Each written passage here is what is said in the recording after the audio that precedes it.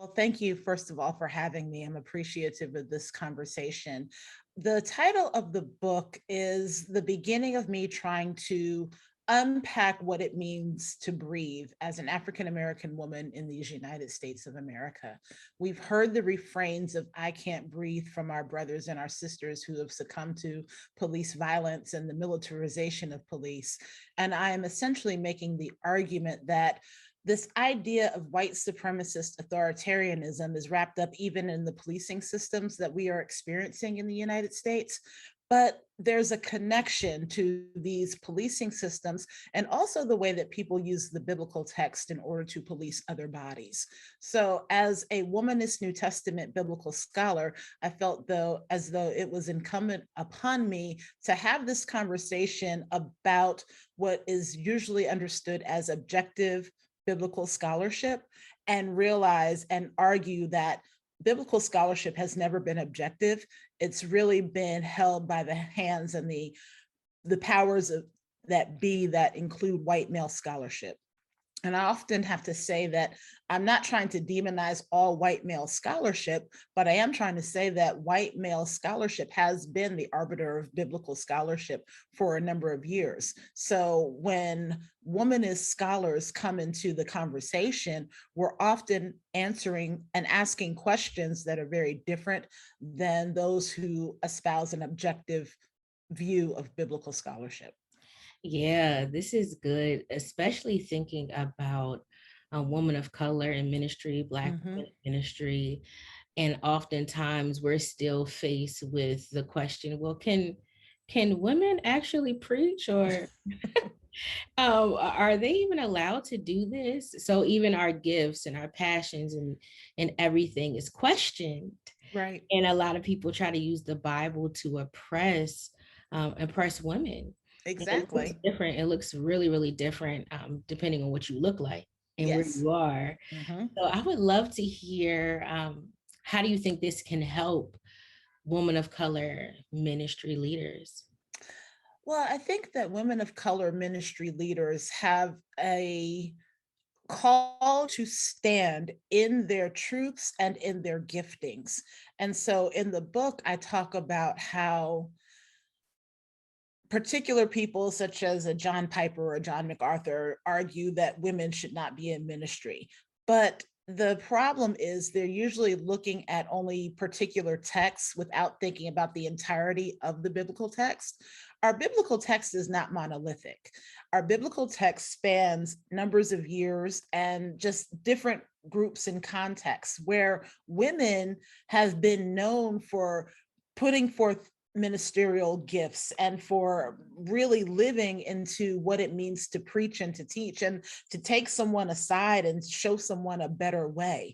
So how do you ignore the women in our history who have actually preached to the quote unquote 12 disciples or 11 disciples and actually opened up the door of the gospel message for the entire world? And I think that gaining a core where you stand in that truth of what we even see in the biblical text and unapologetically actually stand in what God has gifted you to do, there's no way that we can argue against women, and especially women of color who have been the mules of the world and have been part of enslaved communities that actually speak to what it means to be an enslaved person in both the United States of America and even in a Roman imperial context. I make the argument that there's not a one-to-one correlation between enslaved status both in the American colonial system and in the Roman imperial system. But there is a way that those of us who come from enslaved communities can actually read and interpret the text from the underside, because those folks who were writing our initial Matthew, Mark, Luke, John, and Pauline literature were from the underside. So I make the argument that if you're reading from a middle class viewpoint, if you're reading from a viewpoint of the upper echelons of society, that you're probably reading our biblical text wrong. So who better than to read and proclaim a gospel from the underside than women of color who have experienced the oppressions of both the United States of America and oppressions all across the globe? It just doesn't make any sense not to listen to women of color as we preach and teach and espouse a biblical message. Your title is very interesting to me. If God still breathes, why can't I? Black Lives Matter and Biblical Authority.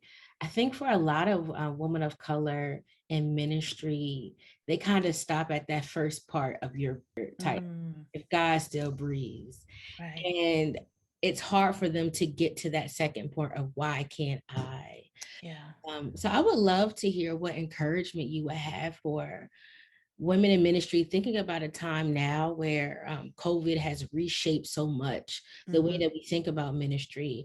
A lot of women I see are stepping into their gifts and their passions, and they're actually taking time to breathe. But there are a lot who don't think that's okay still. So I would love to hear, thinking about your book and thinking about that, what encouragement you would have for people who can't get to that other part of your title. Well, If God Still Breathes is a play on the one time that the Greek term theopneustos occurs in Second Timothy. And in that text, we usually look at that text to talk about the sacredness or the authority of the biblical text. But one thing that I try to open up is the idea that God's creative breath actually is supposed to come into us and endow us to live into our own creativity. And so, if we really take seriously that God breathes and moves and God's spirit actually resides within church communities and within the people who are part of these church communities, then there has to be a way for me to breathe in my full creative womanist, woman of color, preaching, teaching breath. And just as I remember in the 90s, we had the movie Waiting to Exhale, Whitney Houston, Angela Bassett.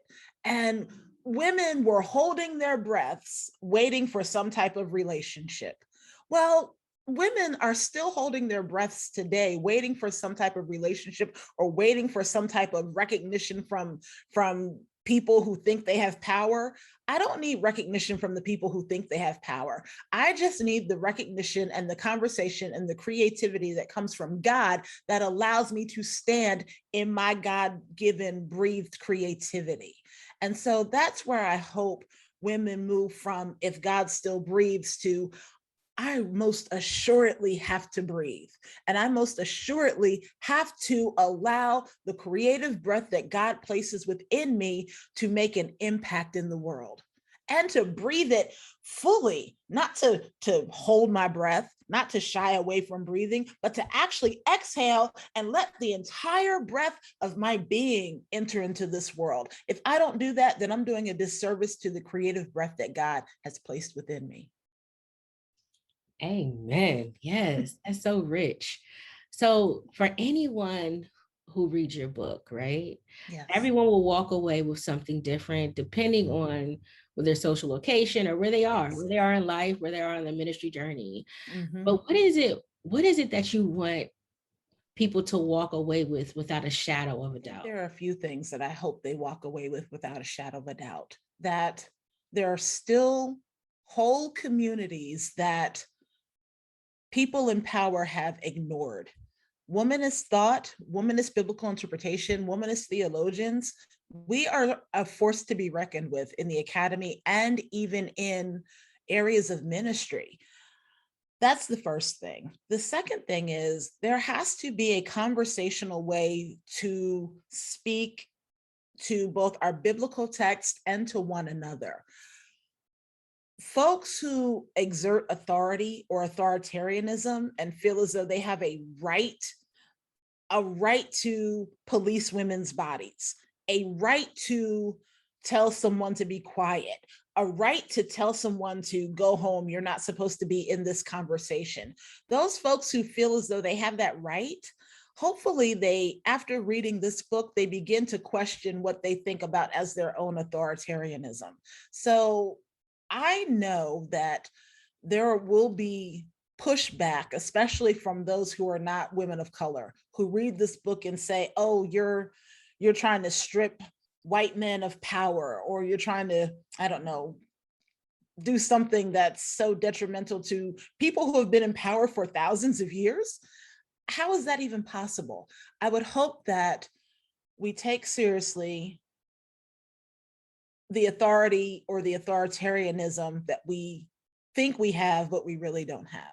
So, what does it look like to actually be in conversation with people and not just preaching over or having authoritarianistic attitudes over people? What does it look like to actually be in conversations and think about expanding this table that we imagine Christianity to be? Tell them where they can get your book and how they can purchase best ways. There are two venues right now, and I know it's in some bookstores, but I will hold up Erdman's, www.erdmans.com, and you can then search If God Still Breathes, and my book will come up. You can also purchase on Amazon as well. And the Kindle version will be available, I believe, September 14th. And I know that we are working on the audio version as well. So for those of you who want to listen to the book, after September 21st, it should be available by audio through Amazon as well.